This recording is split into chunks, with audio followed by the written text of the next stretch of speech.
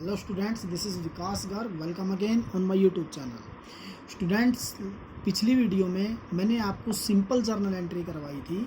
मैंने आपको इससे पहले जो जर्नल एंट्री सिखाई है वो मैंने आपको कंसेप्ट से भी सिखाई है, मैंने आपको मॉडर्न अप्रोच से भी सिखाई है और मैंने आपको ट्रेडिशनल से भी सिखाई है. अब आप बिल्कुल फ्री हो कि आप किसी भी मेथड से जिससे आपको समझ में आती हैं वो आप जर्नल एंट्री कर सकते हैं.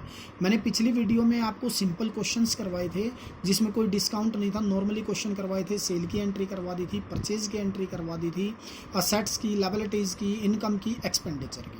जो आज हम वीडियो में करेंगे वो मैं आज आपको करवाऊंगा. जो हमारा टॉपिक है वो है डिस्काउंट. राइट, कि जो डिस्काउंट है वो कितने टाइप का होता है और हम इस डिस्काउंट को कैसे शो करते हैं वो मैं आज आपको बताऊंगा. देखिए, discount are two types, trade discount and cash discount. ये जो होते क्या हैं, trade discount is allowed by wholesaler और the manufacturer to the retailer at a fixed percentage on the list price or we can say that on the catalog price.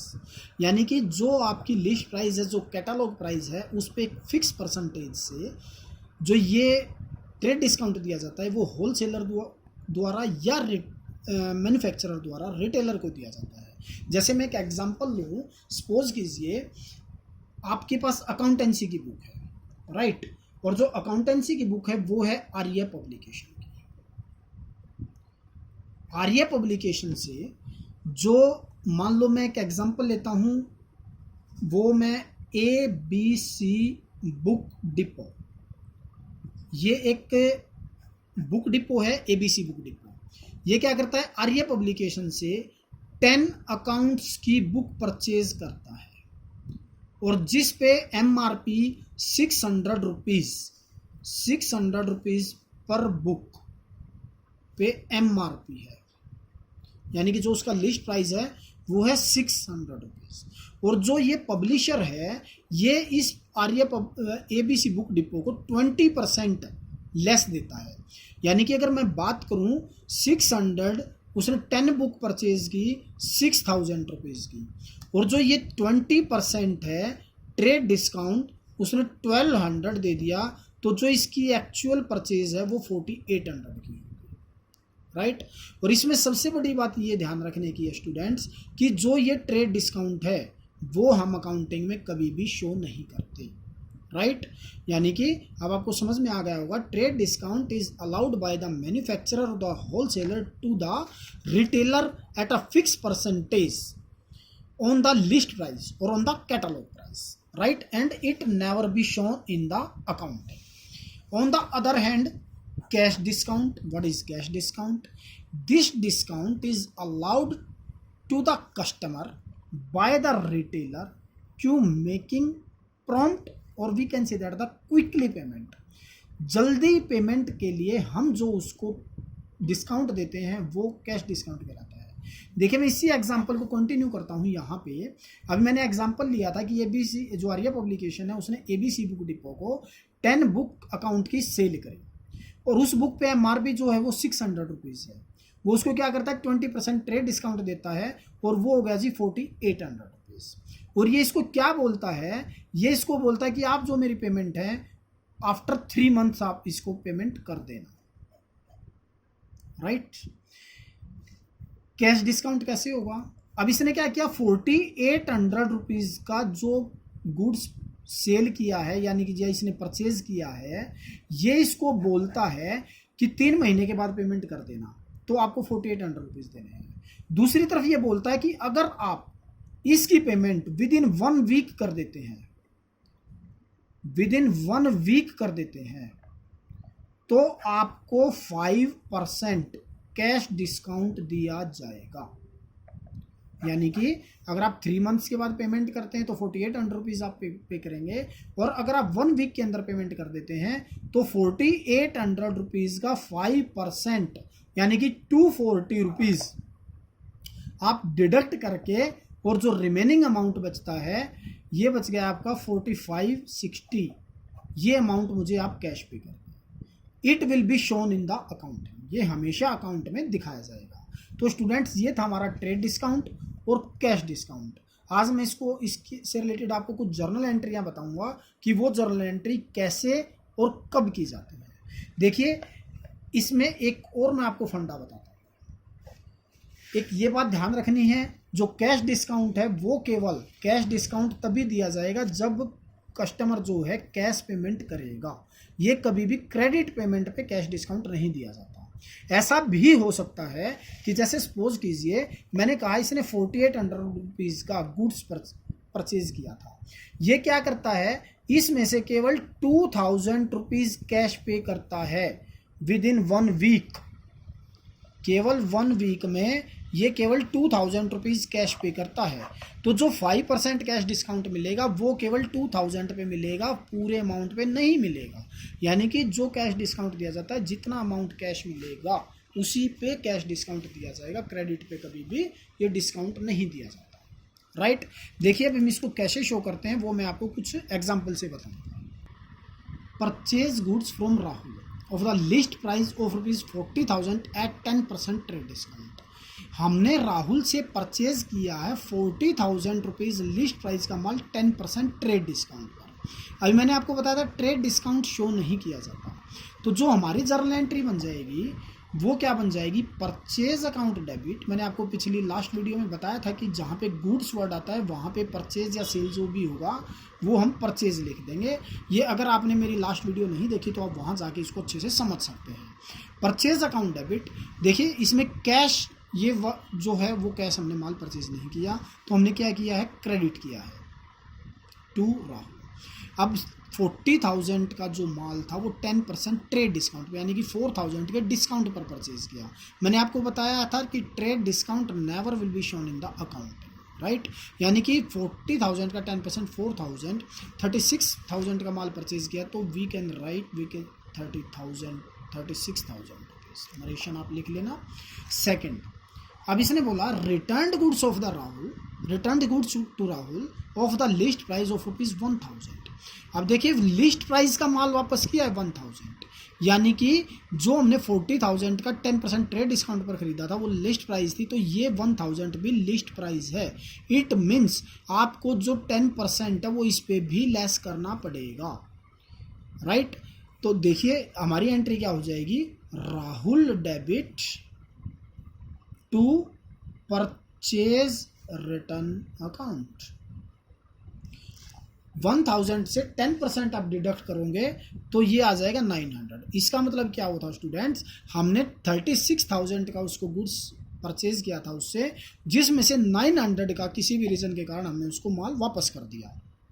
तो जो अब हमने उसके पैसे देने रह गए वो हमारा क्रेडिटर हो गया, वो 35,100 से रह गया। आगे उसने क्या कहा, paid cash to to Rahul, paid cash to Rahul ₹34,000 in full settlement of his account. हमने क्या किया, एक सेटल कर दिया। अगर हम इसको सेटल ना करते तो इसका मतलब कोई डिस्काउंट नहीं होता। अगर मैं यहाँ तक लिख देता इसको, पेड कैश टू राहुल ₹34,000, यानी कि हमने इसको सेटल नहीं किया, हमने 34,000 दे दिया, यानी कि जो रिमेनिंग अमाउंट है वो उसका स्टैंड करेगा और हम उसको फ्यूचर में पेमेंट कर देंगे। बट मैंने लिखा 34,000 paid in full settlement of his account, यानी कि हमने उसका हिसाब जो है वो क्लियर कर दिया। कितने देके, 34,000, देने कितने थे, 35,100। तो जो रिमेनिंग है वो क्या हो जाएगा, डिस्काउंट हो जाएगा। और इसमें आपको एक बात ये याद रखनी है स्टूडेंट्स, जो कैश और डिस्काउंट, देखो जो आपको याद करने के तरीके से बताता हूँ, ये दोनों चिपक गए हैं, ये दोनों इकट्ठे रहेंगे, ये किसी भी कीमत पर अलग नहीं होंगे। कैश डेबिट जाएगा तो क्रेडिट डिस्काउंट भी डेबिट जाएगा, कैश क्रेडिट जाएगा तो डिस्काउंट भी क्रेडिट जाएगा। इसका कारण क्या है, देखिए मैंने आपको रूल बताया था, debit what comes in, credit what goes out. जो आ रहा है डेबिट, जो जा रहा है क्रेडिट। अगर मेरे पास कैश आ रहा है तो मैं क्या करूँगा, उसको डेबिट कर दूँगा। राइट, अब डिस्काउंट मैंने क्या किया, अगर मैं डिस्काउंट लेता हूँ, मान लो जो मेरा क्रेडिटर है मुझे डिस्काउंट देता है तो मुझे क्या होगा, फ़ायदा होगा। अगर मैं कस्टमर को डिस्काउंट देता हूँ तो वो मुझे क्या होगा, लॉस होगा, एक्सपेंडिचर होगा। अब आप ये देखिए, जब मुझे कैश मिलेगा, किसी कस्टमर से मुझे कैश मिलेगा तो मैं डिस्काउंट लूँगा या दूंगा, ऑब्वियसली दूंगा, डिस्काउंट दूंगा तभी तो कैश मिलेगा। तो अगर मैं डिस्काउंट देता हूं तो क्या हो जाएगा, मेरे लिए एक्सपेंडिचर हो जाएगा, और एक्सपेंडिचर कहाँ जाएगा, डेबिट में। तो देखिए कैश आया डिस्काउंट डेबिट में, क्योंकि वो भी एक्सपेंडिचर है। इसी प्रकार से कैश गया तो क्या हो जाएगा, कैश कब जाएगा, जब मुझे डिस्काउंट मिलेगा। मैंने किसी से, अपने क्रेडिटर से माल परचेज किया था तो मुझे क्या हुआ था, डिस्काउंट मिला होगा तो मेरे लिए क्या होगा, इनकम कहाँ आती है, क्रेडिट में। और कैश गया तो कहाँ आएगा, डेबिट और comes in credit goes out, credit में। तो इसका मतलब ये हर हाल में दोनों चिपके हुए वर्ड हैं। तो देखिए अब मैं अगर बात करूँ, मैंने क्या लिखा, पेड कैश। कैश क्या हुआ, मेरा गया है, पेड कैश। तो हमने इसको क्या किया, 34,000 कैश दे दिया। किसको दे दिया, राहुल को दे दिया। राहुल डेबिट, हमने कितने देने थे इसके, 35,100। अभी मैंने क्या बताया, to cash account to discount account. ये आपको ज़्यादा टेंशन लेने की ज़रूरत नहीं है। 34,000 मैंने इसको पे कर दिया, 1100 हमारा जो है वो डिस्काउंट हो गया। देखिए एक सेल का भी हम एग्जांपल करते हैं ऐसे ही, ये भी ऐसे ही है, उसमें जस्ट परचेज था, इसमें सेल है। Sold goods to Praveen of the list price ₹1 lakh at 10% trade discount. हमने 1 लाख का जो गुड्स था वो प्रवीण को क्रेडिट सेल कर दिया 2017 मई 10। तो हमारी एंट्री क्या बन जाएगी, Praveen debit to sales account, right. 1 lakh का जो गुड्स था वो 10% के ट्रेड डिस्काउंट पर, यानी कि 10,000 के डिस्काउंट पर, तो हमने क्या किया, वो 90,000 का परचेज कर लिया। अब 13 मई को हमने क्या किया, purchase return goods of the list price 4,000 list price का माल प्रवीण ने हमें वापस कर दिया। यानी कि जब हमने 1 लाख का माल सेल किया था तो उस पर 10% काटा था। अब क्या करेंगे, अगर 4,000 का माल वापस लेगा तो इस पर तो काट के लेंगे ना।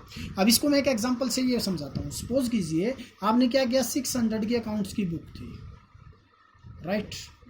हमने क्या किया, एक कस्टमर को ये 10% के डिस्काउंट पर सेल कर दे, 10% के डिस्काउंट पर, यानी कि हमने क्या किया, 540 की वो बुक सेल कर दी। एक कस्टमर ने क्या किया, ये 3 बुक्स हमसे परचेज करके गया, यानी कि 1620, वो मुझे 3 बुक्स के 1620 कैश पे कर गया। 600 MRP था जिस पे 10% डिस्काउंट दिया, 540 की 1 बुक हो गई, 3 बुक उसने परचेज की थी 1620 की। अब 2 दिन के बाद उसने क्या किया, वो 1 बुक वापस लेके आया।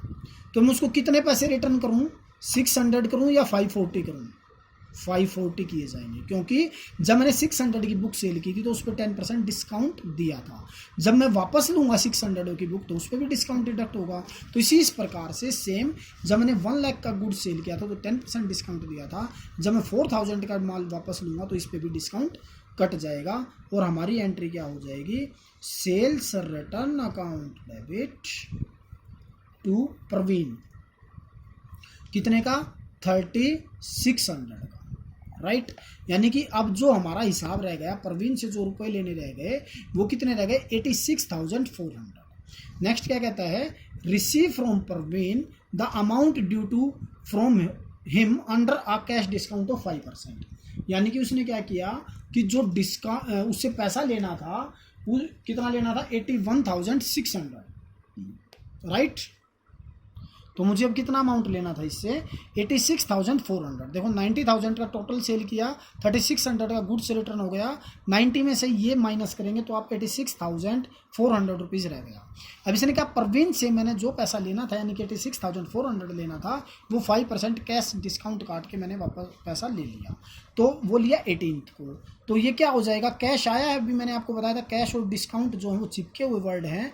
Cash account debit, cash debit जाएगा तो डिस्काउंट भी जाएगा, डिस्काउंट अकाउंट डेबिट। देखिए क्या होता है इसमें, यहाँ पे वैसे आएगा आपको डिस्काउंट अलाउड और डिस्काउंट रिसीव, राइट। यहाँ पे डिस्काउंट अलाउड आता है डेबिट में और डिस्काउंट रिसीव क्रेडिट में आता है। तो मैं क्या करवाता हूँ, ओनली डिस्काउंट लिखवाता हूँ, क्योंकि सम टाइम स्टूडेंट्स मिस्टेक कर देते हैं, यहाँ पे डिस्काउंट रिसीव लिख देते हैं, जो कि बिल्कुल गलत हो जाएगा। अगर ये डिस्काउंट का डेबिट बैलेंस है तो ये अपने आप में ही अलाउड है। इसी प्रकार से डिस्काउंट क्रेडिट में डिस्काउंट रिसीव की जगह अगर हम खाली डिस्काउंट लिखते हैं, ओनली डिस्काउंट लिखते हैं, तो वो भी अपने आप में ही डिस्काउंट रिसीव होता है, क्योंकि हमने क्रेडिट में लिखा है। तो cash account debit, discount account debit to, किससे लिए, प्रवीण से लिए। प्रवीण से कितना पैसा लेना था, 86,400 लेना था। मैंने क्या किया, after discount 5% we have amount the we have receive the amount. अगर हम इसके 5% की बात करें तो ये आ जाएगा 4320, और इसमें से ये डिस्काउंट काट के मैंने क्या किया 82080 मैं इनको कैलकुलेट करूंगा तो इतना ही आएगा, तो मैंने क्या किया इतना अमाउंट इससे काट के ले लिया। तो ये थी स्टूडेंट्स हमारी डिस्काउंट की एंट्री। इसमें आपको आई होप पता चल गया होगा बहुत अच्छे से कि कौन सा अमाउंट डेबिट कौन सा अमाउंट क्रेडिट, डिस्काउंट को कब डेबिट और कब क्रेडिट करना।